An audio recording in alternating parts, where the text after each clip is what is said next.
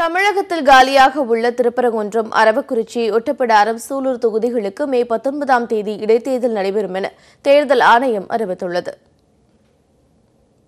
ஜெயலலிதா மரணத்திற்கு பின் ஆளும் அதிமுகவில் ஏற்பட்ட அரசியல் மாற்றங்களால் முதலமைச்சர் எடப்பாடி பழனிசாமியை மாற்றக் கோரி தினகரன் ஆதரவாளர்களாக இருந்த 18 எம்எல்ஏக்கள் அப்போதைய ஆளுநர் வித்யாசாகர் ராவிடம் மனு அளித்தனர்.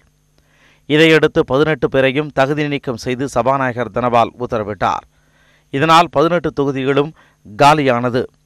திருவாரூர் எம்எல்ஏவாக இருந்த திமுக தலைவர் கருணாநிதி, திருப்பரங்குன்றம் எம்எல்ஏ ஏ.கே. போஸ் ஆகியோரின் மறைவு காரணமாக 2 தொகுதிகளும், ஓசூர் எம்எல்ஏவாக இருந்த பாலகிருஷ்ண ரெட்டி கலவர வழக்கில் சிறை தண்டனை பெற்றதால் பிரதிநிதித்துவ சட்டப்படி தகுதி நீக்கம் செய்யப்பட்டதால் அந்த தொகுதியும் காலியானதாக அறிவிக்கப்பட்டது.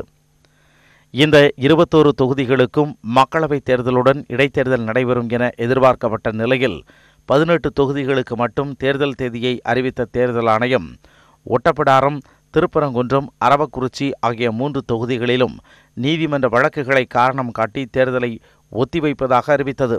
இதில் திருப்பரங்குன்றம் தொகுதியில் அதிமுக வேட்பாளர் தாக்கல் செய்த வேட்புமனுவில் இருந்த ஜெயலலிதாவின் கைரேகை தொடர்பாக திமுக வேட்பாளராக போட்டியிடும் சரவணன் வழக்கு தொடர்ந்தார்.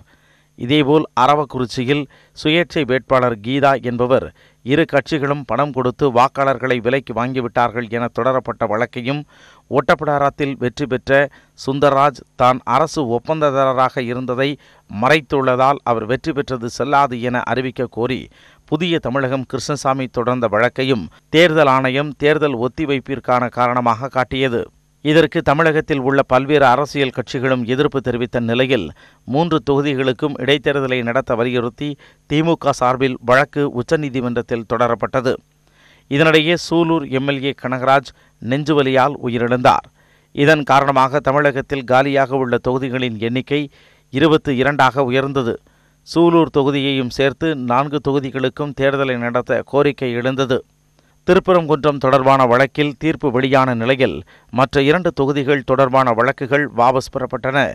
இதையடுத்து 4 தொகுதிகளுக்கும் தேர்தல் தேதியை தேர்தல் ஆணையம் அறிவித்துள்ளது.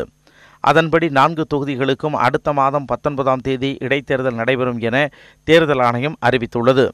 இதற்கான வேட்புமனு தாக்கல் ஏப்ரல் 22 முதல் 29 வரை நடைபெறும் என்றும், வேட்பு மனுக்கள் மீதான பரிசீலனை ஏப்ரல் 30ஆம் தேதி நடக்கும் எனவும் தெரிவித்துள்ள தேர்தல் ஆணையம் வேட்பு மனுக்களை திரும்பப் பெற மே 2ஆம் தேதி கடைசி நாள் என அறிவித்துள்ளது.